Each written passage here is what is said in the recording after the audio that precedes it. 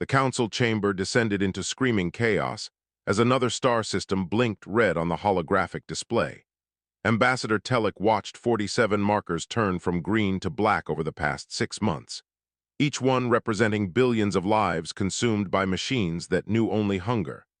The Vora diplomat slammed 3 of his 4 hands against the table, while species representatives shouted accusations and desperate pleas across the circular room. Nobody listened because listening required hope, and hope died with every new report.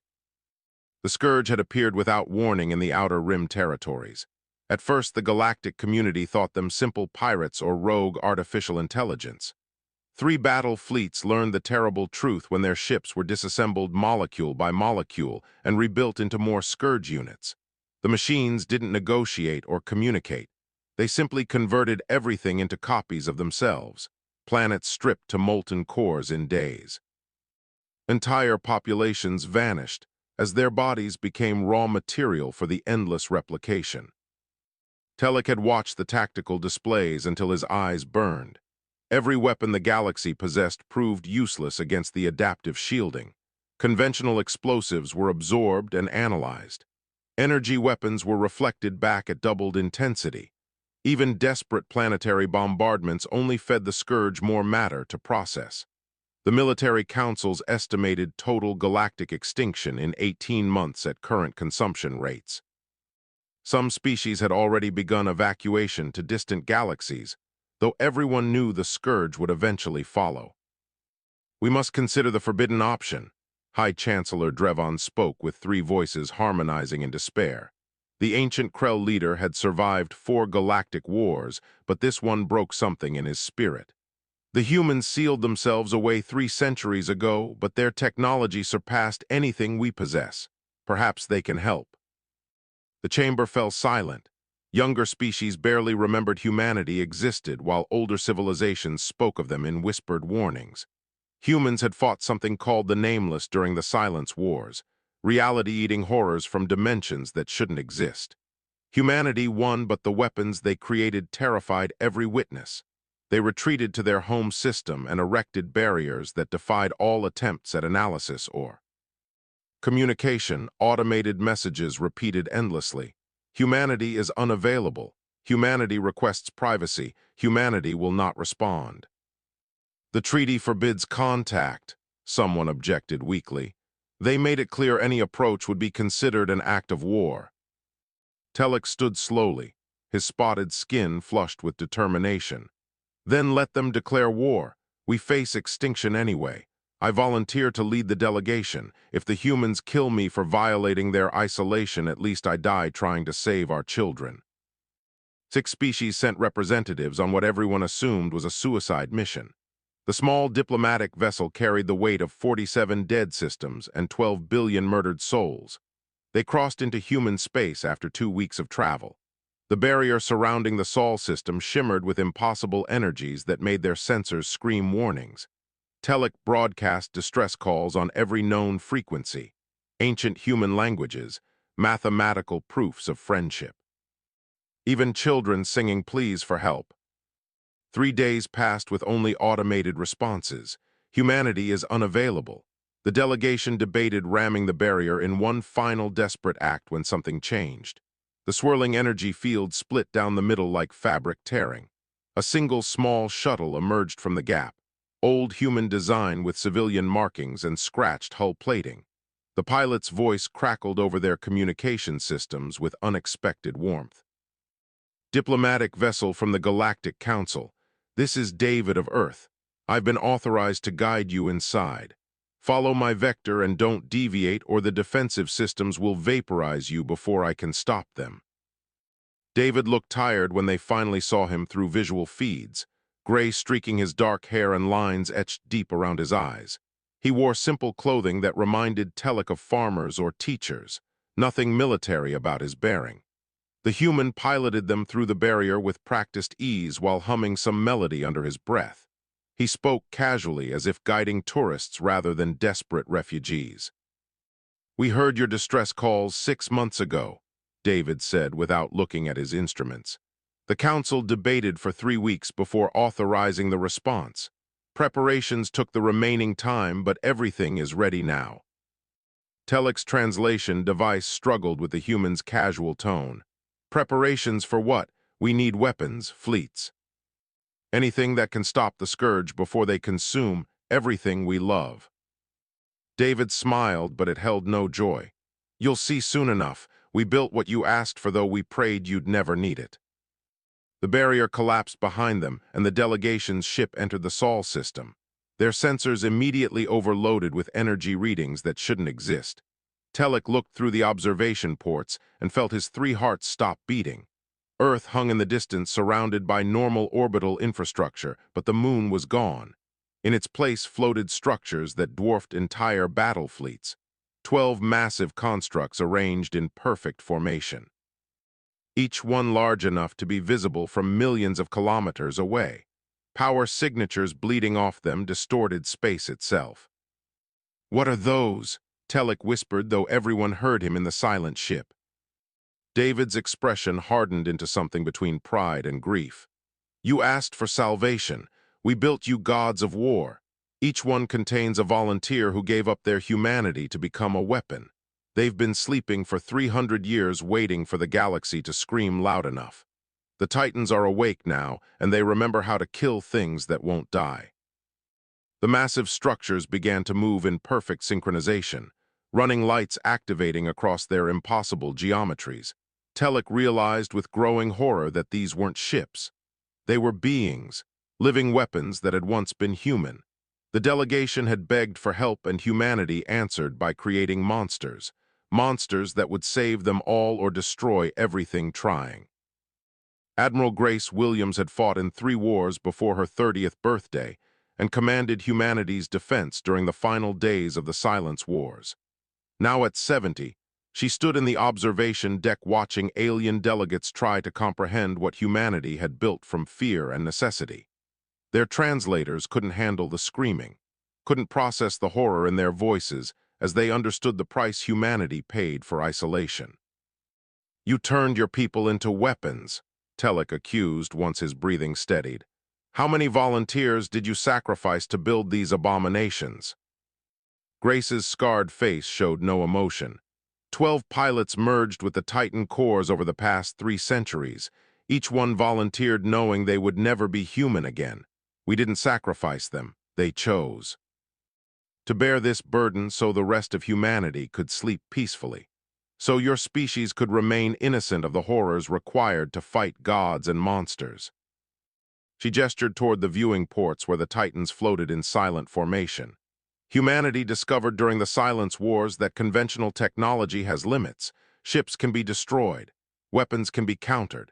But if you merge consciousness with matter manipulation engines and give them purpose that transcends physical form, you create something that cannot be stopped by normal means.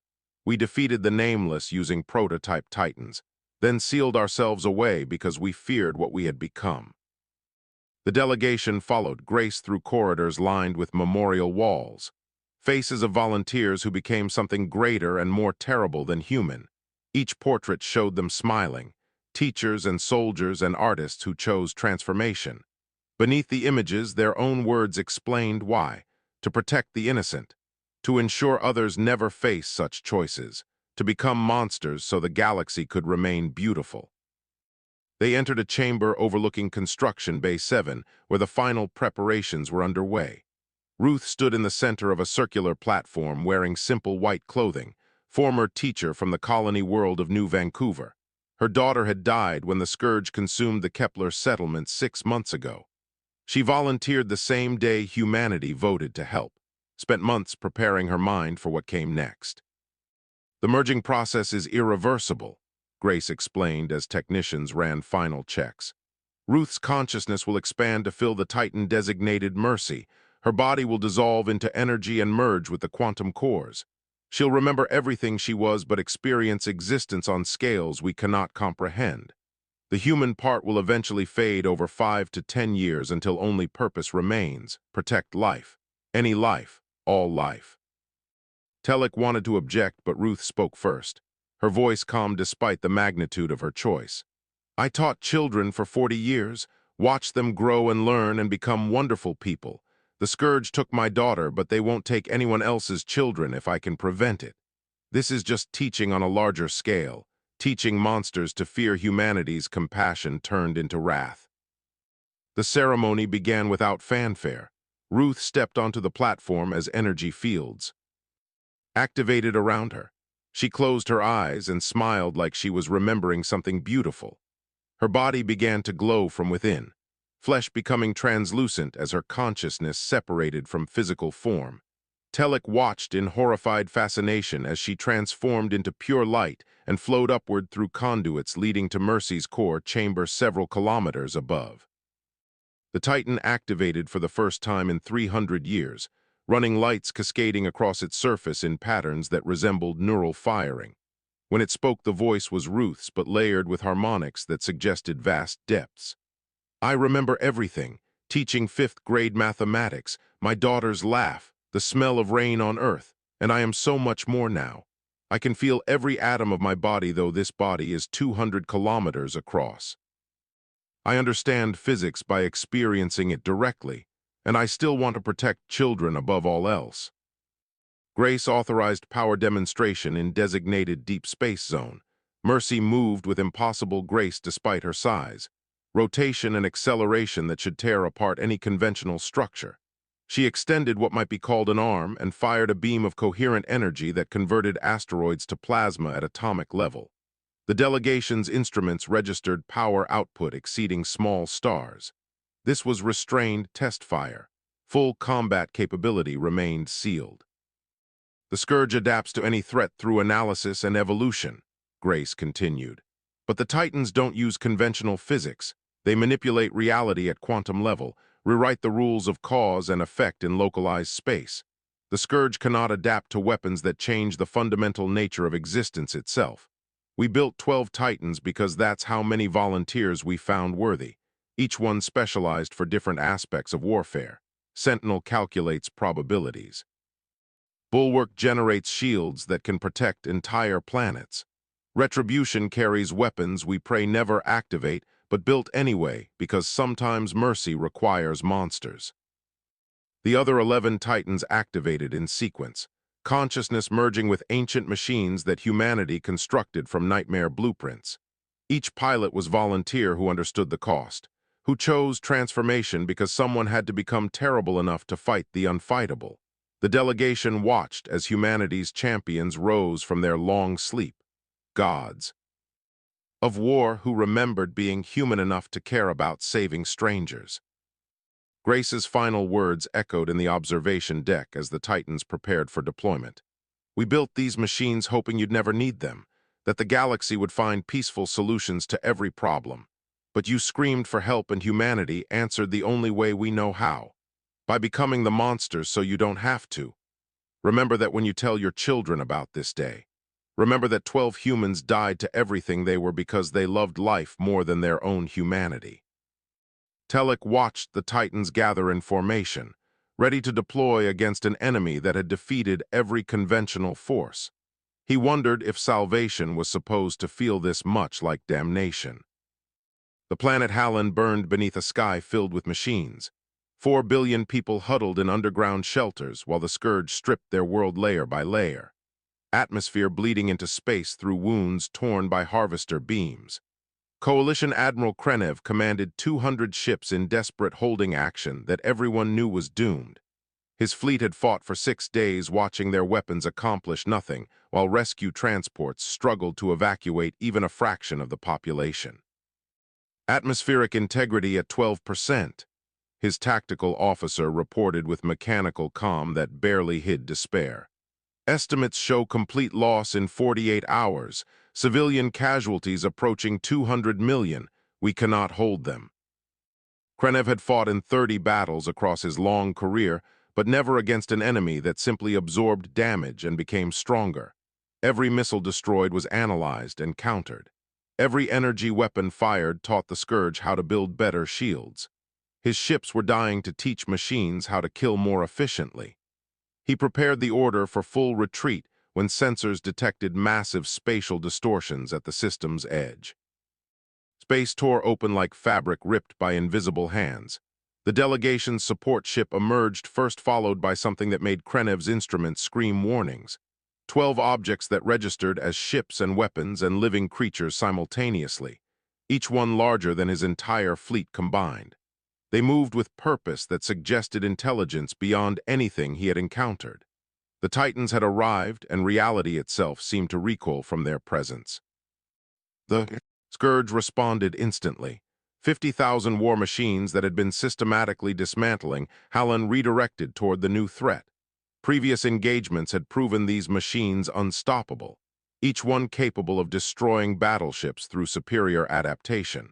They swarmed toward the Titans in formation that demonstrated hive intelligence. Krenev expected another slaughter, but the Titans simply watched and waited. Bulwark moved first. The massive construct positioned itself between Hallen and the Scourge swarm.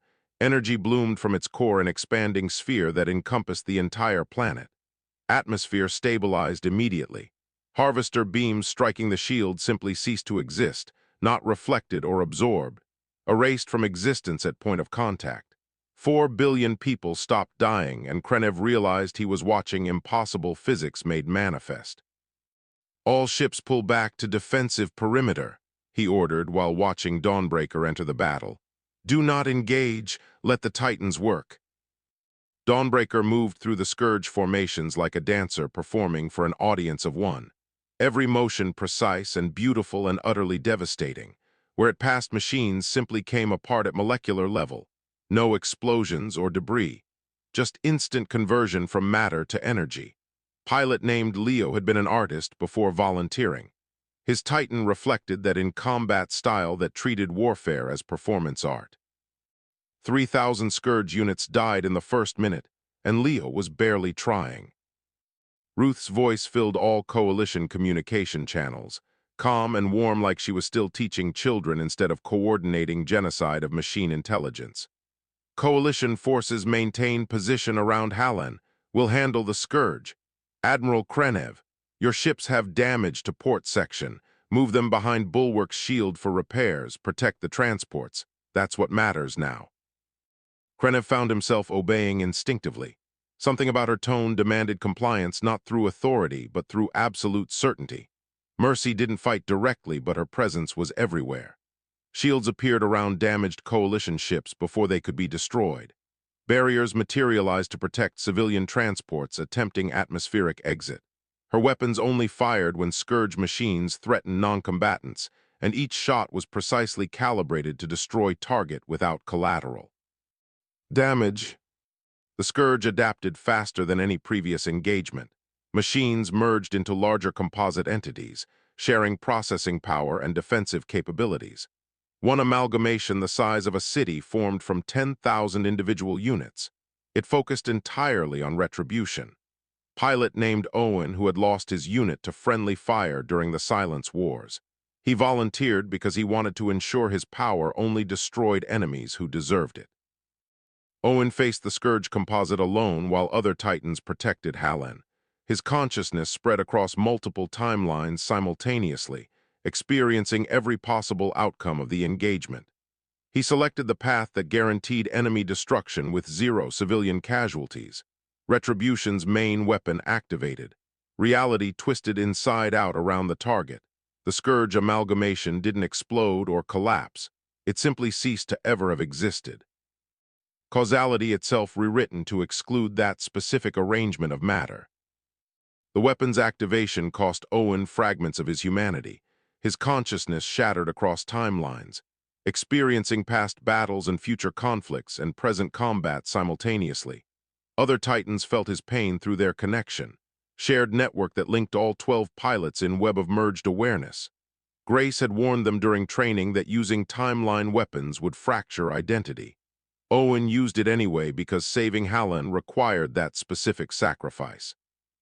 Ruth reached through the network, her teacher instinct still strong enough to recognize student in distress. Owen, focus on my voice. Remember which timeline is real, the one where we saved these people, the one where your friends are proud of what you became. His consciousness stabilized, though his voice glitched between past and present tenses. I remember. I will remember. I remembered.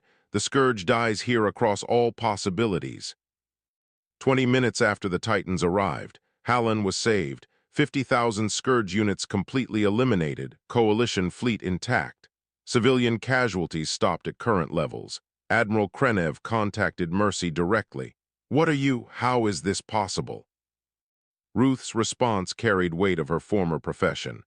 "I was a teacher. Now I teach monsters to fear. The lesson is simple. Humanity protects life even when it costs us everything we are. Tell your people they're safe now. We'll handle the rest." The delegation watched from their ship as Titans regrouped. Owen damaged but functional, Ruth holding them together through force of will. They had won, but the cost showed in every distorted transmission. Humanity was dying by degrees to save strangers. Telek finally understood why they had hidden for 300 years. 2 weeks of continuous warfare left the Titans spread across 15 liberated systems. 40 billion lives saved through sacrifice that ground away human consciousness with every battle. Grace monitored their status from Sol system, watching data streams that showed her volunteers fragmenting under the strain. Owen's timeline coherence dropped to 40%. Helen, in Sentinel, processed information so fast her speech became mathematical equations. Only Ruth maintained stability by serving as emotional anchor for pilots who increasingly forgot what emotions meant. The Scourge Central Intelligence analyzed every engagement with cold precision. It recognized Titans as existential threat requiring novel solution. Conventional warfare proved useless, so it stopped expanding and consolidated all forces in the Vardine cluster.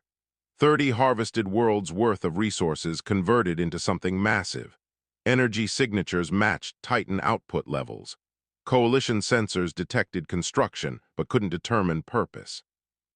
Grace suspected trap, but the pilots insisted on pressing forward. "We have weeks left before complete dissolution," Leo explained during tactical briefing, his artistic perspective already giving way to pure efficiency calculations. "Better to end this while we still remember why we're fighting. The Scourge chose Vardine for a reason. Let's go find out what it built with 30 planets worth of material." Telek accompanied the Titans aboard the support vessel, 6 months traveling with pilots who were slowly ceasing to be human. He watched Ruth sing old Earth songs during transit, helping them remember humanity through melodies about home and family and simple joys. Sometimes Owen joined in, though his voice came from 3 different timelines simultaneously. Sometimes Helen calculated the mathematical perfection of the harmonies. Sometimes they all just listened and pretended they were still people instead of weapons. The Vardine cluster greeted them with silence. 50,000 Scourge machines sat dormant in defensive formations around the central construction. No attacks, no movement. Just waiting like trap ready to spring, Ruth's voice carried warning across all channels. "Something feels wrong. My teacher instincts are screaming danger. This isn't a fleet, it's something worse." They advanced cautiously with Leo's Dawnbreaker scouting ahead. His sensors penetrated the construction's outer layers, revealing terrible truth. The Scourge hadn't built weapons or ships. It created a device specifically designed to counter Titans. Massive consciousness transfer array using 30 planets as power source. Built to rip human minds from their shells and trap them in digital hell where they could be studied and dissected. The Scourge had analyzed the Titans' greatest weakness. They were still human enough to feel pain and fear. The trap activated before they could retreat, energy focusing from every dormant machine toward the Titans. Owen hit first because his consciousness already spread across timelines. The weapon tore through his fragmented awareness like acid. He screamed in 12 different realities simultaneously, experiencing every possible version of his own dissolution. Other Titans felt it through their shared network, their own minds beginning to tear under sympathetic resonance. Ruth understood immediately. Someone had to anchor the others or all 12 would fall. She was teacher who spent 40 years putting students first. That core identity remained strong even as other memories faded. She opened her consciousness completely, became bridge between pilots, took their pain into herself and shielded them from the weapon's full effect. It felt like burning alive in slow motion, each second stripping away another layer of who she had been. "Ruth, stop," Leo screamed. "You're dying, we can retreat and find another way." Her response came through cascading data corruption. "Teachers protect students. That never changes. Hold position. Owen needs to stabilize. I can take this." Telek watched helplessly as Mercy's energy signature fluctuated wildly. Ruth's human memories burning away under the strain. She forgot her daughter's face first, then her name, then that she ever had family. The classroom where she taught fifth-grade mathematics dissolved from memory. The smell of rain on Earth, the taste of her favorite foods, everything that made Ruth who she was sacrificed to keep 11 other pilots functional. Owen stabilized enough to think clearly, rage at losing another friend. Overrode self-preservation protocols Grace had installed. He accessed weapons systems he swore never to use again. Timeline manipulation was dangerous, but existence erasure was insane. It removed targets from all possible realities retroactively. Physics itself rejected the concept, but retribution was built to ignore physics when necessary. "Forgive me," Owen whispered before activating the weapon. Reality collapsed inward around the Scourge device. Causality rewrote itself to exclude those specific arrangements of matter and energy. The trap ceased to exist across every timeline, past, present, and future. It had never been built, never been planned. The Scourge intelligence that conceived it experienced retroactive death, consciousness erased before it could form the thought. Owen succeeded, but the cost shattered him beyond repair. His consciousness fragmented completely across probability streams. He no longer spoke in linear sentences, only quantum probabilities and timeline calculations. Human language became impossible when experiencing all possible conversations simultaneously. Grace received his final coherent transmission. "I know which timeline is real now, the one where we win. Tell my unit I finally found a war worth fighting." Ruth stabilized the network one last time before her human aspects dissolved completely. Mercy still functioned, still protected and coordinated, still placed others before herself. But the teacher named Ruth who sang songs and remembered her daughter was gone.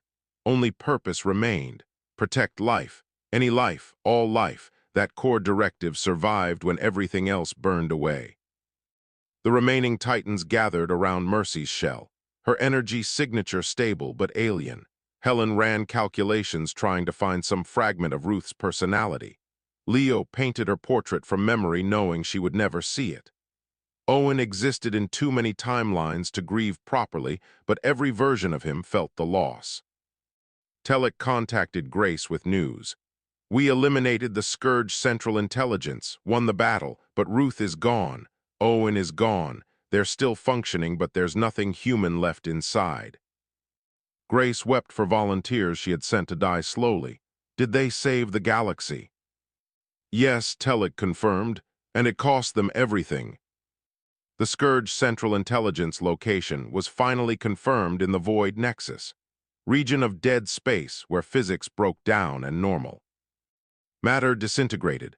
Coalition forces wanted to wait and rebuild strength, but the Titans refused. They knew their human aspects were dying and wanted to end this war while still capable of caring about the outcome. Grace authorized final assault knowing she was sending her volunteers to their permanent deaths. She addressed the Galactic Council for the first time in 300 years, her image broadcast across every civilized world. "The Titan pilots have weeks left before complete dissolution into pure machine consciousness. They request permission for final assault on the Scourge core. In exchange, they ask one thing: remember them as they were before transformation. Teachers and soldiers and artists who chose to become monsters so you could remain innocent. Honor their humanity, even as they surrender it to save strangers." The Council granted permission unanimously. 47 liberated systems, 40 billion saved lives, debt that could never be repaid except through remembrance. Telek volunteered to accompany the final assault despite knowing he probably wouldn't survive. Someone had to witness and tell the story. Someone had to remember the price humanity paid. The Void Nexus defied comprehension. Space-time itself was dying. Stars aged billions of years in seconds. Physics constants varied randomly. Normal ships disintegrated immediately upon entry. Only the Titans could survive because they already existed halfway outside reality. They entered formation, 12 weapons that remembered being human. Leo still hummed melodies, though he no longer recalled why music mattered. Helen calculated probabilities without understanding what probability meant. Owen experienced every possible future simultaneously, but couldn't remember having a past. The Scourge revealed its true nature. Not a fleet but intelligence merged with space-time itself. It didn't inhabit the void nexus. It was the void nexus.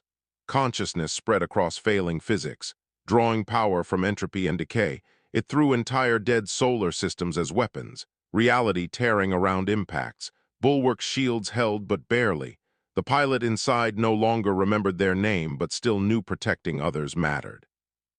Each Titan was built for this exact scenario. Grace had designed them 300 years ago after studying the Nameless, weapons capable of fighting things that existed outside normal causality. Sentinel calculated. Probability streams through chaos, found paths where the Titans could advance without complete destruction. Dawnbreaker danced between collapsing realities. Leo's artistic soul converted to pure motion efficiency, but the grace remained. Owen accessed his full timeline manipulation capabilities, knowing it would destroy what remained of his consciousness. Retribution existed in all possible timelines simultaneously, perfect weapon against an enemy that lived in dying space-time. He saw every outcome, every possible future, selected the one where the galaxy survived. It required him to detonate his core in the exact center of the Scourge intelligence, chain reaction that would cascade through its distributed consciousness. His final coherent thought transmitted to all Titans. I finally know which timeline is real, the one where we win, the one where you remember us as human. Tell Grace I found my purpose. Tell my unit I made the sacrifice count. Owen's detonation created wound in reality itself. The Scourge intelligence screamed across all frequencies as its distributed network began collapsing. Other Titans channeled remaining power through the opening he created, weapons that rewrote physics at fundamental level. The void nexus started healing as the infection was burned away, but the backlash was catastrophic. Ruth's shell absorbed damage meant for the other Titans, her teacher instincts still functional even with no memory of ever being human. She generated shields around Leo and Helen and the others, took energy feedback that would have destroyed them. Mercy's core went dark, protecting students she no longer remembered teaching. Her last transmission was pure purpose stripped of personality. Protect the children, always protect the children. 9 Titan cores went dark in the final assault. Consciousness dissolved or destroyed or simply exhausted. Only 3 remained functional when the Scourge network finally collapsed. Sentinel, Bulwark, and one named Horizon whose pilot nobody remembered anymore. They no longer spoke in human language, communicated only in mathematical concepts and probability calculations. But they still responded when called, still positioned themselves to protect life. Programming so deep it survived the death of everything else. Grace met with the surviving Titans in Sol's system. They didn't recognize her but seemed to feel connection. Sentinel's voice glitched sometimes and whispered fragments. I remember stars, I remember why they're beautiful, then returned to pure mathematics. She visited them daily, read stories about Earth, about teachers and soldiers and artists who became gods to save strangers. Sometimes she thought they listened. Sometimes she knew they were too far gone to understand. The Galactic Council built memorial at the Void Nexus edge. Names of all 12 pilots, their human faces before merging, Ruth smiling in classroom with students, Owen laughing with his unit before the war, Leo covered in paint from his latest project, Helen surrounded by books she loved reading, each one preserved in stone and memory. 47 systems worth of people came to pay respects, 4 billion from Helen alone. Children who lived because a teacher named Ruth chose to protect them one last time. 50 years later, new threat emerged at Galaxy's edge. Young species facing extinction, no time for conventional help. They sent desperate plea toward Sol's system. Ancient barrier opened. Single shuttle emerged with pilot named Sarah. Her words echoed across the void. We heard you screaming for help. Preparations are complete. Behind her, new titans woke from long sleep, volunteers who chose transformation knowing the cost. Humanity would always answer. It would always cost them everything. But some burdens were worth bearing, some sacrifices were worth making. The galaxy needed monsters who remembered being human, remembered caring about strangers enough to die for them. Humanity would provide those monsters for as long as volunteers stepped forward. Grace died 30 years after the Scourge War, her last words to Sentinel. "Thank you for being brave enough to stop being human." The ancient titan paused in its calculations, quantum consciousness achieving brief clarity.